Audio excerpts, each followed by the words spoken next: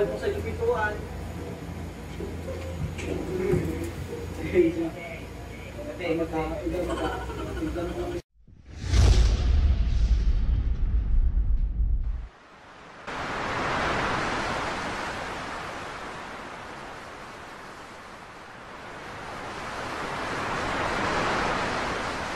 Nga guys, no, update ko lang sa inyo ngayon ay naayos na ang eto. Nilagyan na nila ng sealant, plastic sealant, talagang all around the world talaga yung ginawa nila. Medyo may suka pa nga eh, ayan no.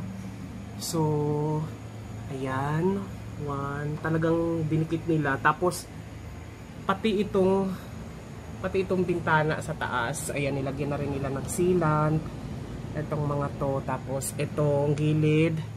Tapos, ayan, pati itong gilid-gilid parang binago nila ulit. All the way doon sa dulo. Ayan, pati sa dulo, ayan o. So, ayun, nagbayad lang ako ng 200 pesos dahil wala silang utility. Hindi na sila tumatanggap ng project. Yung admin kasi namin dito, hindi na sila tumatanggap ng project. Parang paggawa sa, yung papagawa dito, so wala na silang ganun. Ano na lang siya, parang contractor. So, kailangan pa nilang kumuha ng contractor. Ay, iwan ko, parang kausap lang yata nila yun para gumawa. Mga maintenance kasi naman dito, hindi na sila pinapagawa eh. Tapos bayad na lang ako ng 200 pesos para dun sa ano na yun. Tapos napansin ko nga, sobrang basa pala nitong mga kurtina ko. Talagang grabe pala talaga yung baha na naidulot kagabi. Ano kasi dahil ba, diba, paano pag may appliances ka or ang tawag doon, yung mga computer CPU na nasa sahig lang, delikado, baka masira, ayan, damage. Tapos yung molds tsaka fungus, yan, isang kalaban natin yan pag nabasa yung loob. So ayun, basang-basa nga itong mga itong mga pamunas din, no? Basang-basa kagabi pa yan. Nakatulog kasi ako kagabi.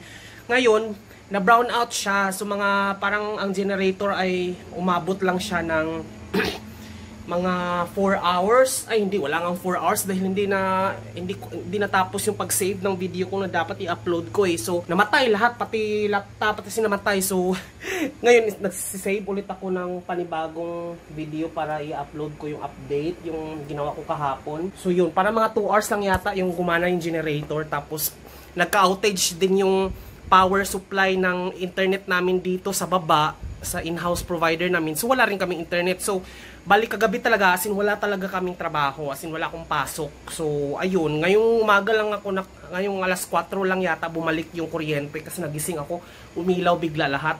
Ang init, amoy suka yung silicone eh, yung silicone sealant. Silicone sealant ba to or plastic? Silicone nga, and medyo tumigas na rin naman siya. Yung ganito ba, yung isang crack na ganito, dito sila dumadaan. Ganyan siya dyan. Yun o, para siyang, ewan ko ba yung engineering dyan ng pagkakagawa ng contractor dyan or architectural design or yung pag-engineer. Kasi dapat pag ganun siya eh, para yung tubig sa labas tumutulo, hindi sa harap. Yung aircon, hindi na, wala nang akong reklamo sa aircon, hindi na siya, kasi pina-align ko na to eh, yung parang pinatuwad ko na papunta sa likod para yung tubig doon diretso sa likod. Ito na lang talaga, pag lumakas kasi yung ulan talaga, ito yung problema, kasi dito dumadaan yung tubig, saka dun sa gilid, tapos diretso agad dito sa saksakan. Ayun, inassist naman nila agad, pinaakyat dito yung contractor, bayad nga lang akong 200, pero hindi na rin mabigat rin kasi ayoko lang talaga, okay lang magbayad eh, wag lang talagang maulit ng paulit kasi sobrang hassle talaga pag bumabaha. Pinakaya ko pa naman talaga yung pinasok ng tubig kasi parang hindi mo alam kung aabot, parang nakakatakot, parang hindi mo alam kung hanggang liig na pala, parang gano'n, nakaka-phobia na nakikita mo yung sa news. So yun, okay naman. Tulog lang ako buong araw simula kagabi. Ang alas 5 ng umaga na rin ako nakatulog kagabi sa sobrang init dahil walang electric pan, walang kuryente, namatay yung generator, hindi kinaya yung power supply. So ngayon okay naman, walang tao sa admin. Puro mga contractor lang yung nandoon. Tapos ang daming tao ngayon doon, parang nagpapagawa yata. Tinanong ko yung contractor kung ang dami daw bang apektado, mga nasa 24 pa lang yata na units yung nagagawa nila ngayon simula buong araw. So ayun, pauwi na yung contractor, bukas babalikan pa daw nila yung mga iba. So ngayon hindi na rin naman yata siya uulan ngayon dahil parang humupa na rin naman yung bagyo. So ayan, Sa baba, yan, okay na may MRT na rin, no? Ayan, no? Kita niyo yan, MRT. So, ayun lang ang problema natin dito, no? So, okay na rin naman, nakaraos-raos na. Yung ano dito sa taas, yung electric fan, sinaksak ko na, tapos binalik ko na sa dati yung wifi router ko, doon ko na nilagay. Yun, tapos, yan, okay na. Ito, sinisave ko na lang yung video na kagabi, yung nag-brown out kagabi, nag-vlog ako, tapos, ayan siya, for 5 hours, 20, ano kasi ito eh, 24 minutes na video, tapos, 5 hours itong isi-save. Sobrang bagal na kasi ng computer ko, sobrang luma na. So, okay na rin naman. Yung internet pa lang ang problema ngayon kasi sobrang bagal ng internet ngayon, hindi ko alam kung bakit. Hindi nga ako makakonect sa ano eh. Hindi ako makakonect sa internet. Ayan, no. Mag-speed test sana ako. Speed test natin ngayon kasi matagal ko na rin reklamo tong mabagal na kuryente. Ngayon parang sobrang hina ng kuryente. Ay, sobrang hina ng internet ngayon. Ayan, no. Sobrang loading. So, wala talaga. Okay naman. Ayan siya. Oh, connected naman. Sana. Ayan, connected naman. Ngayon ay 6:38.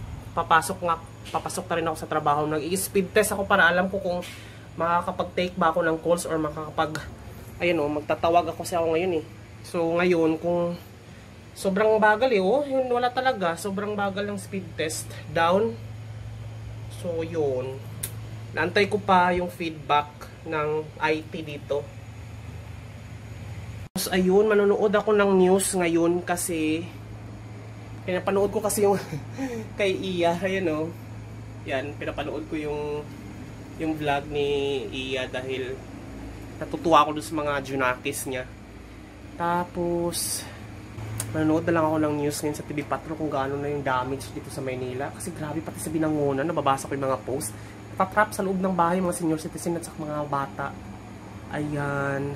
So, yan, live naman yung TV Patrol. Ay, ano ngayon? 24 oras. Yan o, sobrang bagal ng internet din eh. Patay tayo dyan. Ako, wala yatang internet. Habang ito ay nasa loob pa ng Philippine Area of Responsibility. Mel? Maraming salamat sa iyo, CJ Turida ng GMA Regional TV Balitang Amyanan.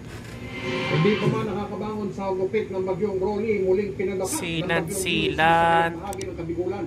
May mga nag-evacuate ulit gaya nitong isang residente na sa sirang refrigerator ang ginamit para makalikas. Narito ang pagtutok ni Rain Palino ng GMA Regional TV Bicol. Rain? Mas mabukadkad. Kaya kawawa naman yung dahon na ano sa biyahe na ano na oh. Kaya ano, putulin natin to. Ano siya? Ano ba to? Black and gold? Ayan, black and gold. So, ayun. Putulin natin to kasi yan siya. Ganda. And then ano kaya to?